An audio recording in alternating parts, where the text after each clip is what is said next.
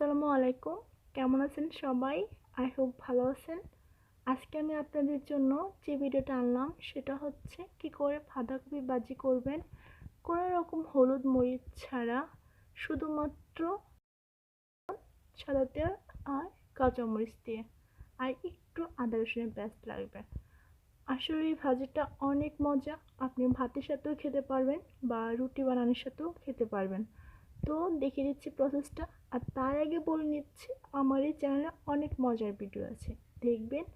আর ডান পাশে সাবস্ক্রাইবে প্রেস করে দেবেন, তাহলে সাবস্ক্রাইব হয়ে যাবে। তো কী নিয়েছি দেখুন। আমি একটা বাঁধাকপি চিকন চিকন করে কেটে নিয়েছি। তারপর দেখুন আমি প্রায় ৬-৭টা কাঁচামরিচ কেটে নিয়েছি। তারপর পেঁয়াজ কুচি নিয়ে নিয়েছি, ধনেপাতা কুচি, আদা রসুনের পেস্ট। যেহেতু আমি কোনো গোলমরিচ দেবো না, সে কারণে কাঁচামরিচ রান্না করব দেখিয়ে দিই।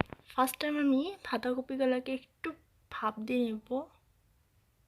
দেখুন সবগুলা দিয়ে এখন আমি ঢেকে দেব। চলে আসবো ২-৩ মিনিট পর। চলে আসলাম ২-৩ মিনিট পর। দেখুন অনেকটাই কমে গেছে। এখন আমি ঢাকনা ছাড়া সেদ্ধ করব, যাতে পানিটা শুকিয়ে যায়, বাষ্প আকারে চলে যায়। এইভাবে মোটামুটি আমি ৮-১০ মিনিটের মতো সিদ্ধ করে নিয়েছি। দেখুন অনেকখানি কমে গেছে আর পানিটাও শুকিয়ে আসছে। এভাবে ভাজলে আপনার খুব দ্রুত হবে আর স্বাদও থেকে যাবে। এখন একটু পরিমাণ মতো তেল নিয়ে নেব। তারপর পেঁয়াজ, আদা রসুনের পেস্ট এগুলো দিয়ে একটু হালকা ভেজে নেব। তারপর সাথে আমি কাঁচামরিচগুলো এখন অ্যাড করে দেব, তাহলে একটু ফ্রাই ফ্রাই হবে আর ভালো লাগবে খেতে।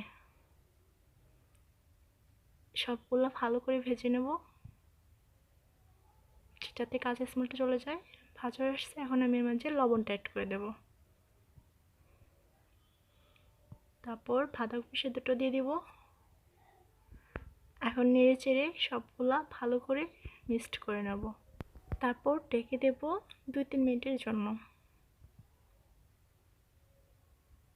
চলে আসলাম ২-৩ মিনিট পর। এখন আমি কোনো ঢাকনা দেব না, ঢাকনা ছাড়াই নেড়ে চেড়েগুলা ভেজে নেব। তাহলে সব ভাজা হয়ে আসবে আর যা পানিটা থাকবে শুকিয়ে যাবে। দেখুন হয়ে আসছে। গাইস, ধনেপাতা কুচি দিয়ে দিলাম। যদি আমার এই রান্নার প্রসেসটা ভালো লাগে, অবশ্যই চ্যানেলটা সাবস্ক্রাইব করবেন আর বেল আইকনে প্রেস করে রাখবেন, যাতে সবার আগে আমার ভিডিওটা দেখতে পারেন। তো ভালো থাকবেন সবাই, আর এটা মিস করবেন না, খুব টেস্টি একটা খাবার।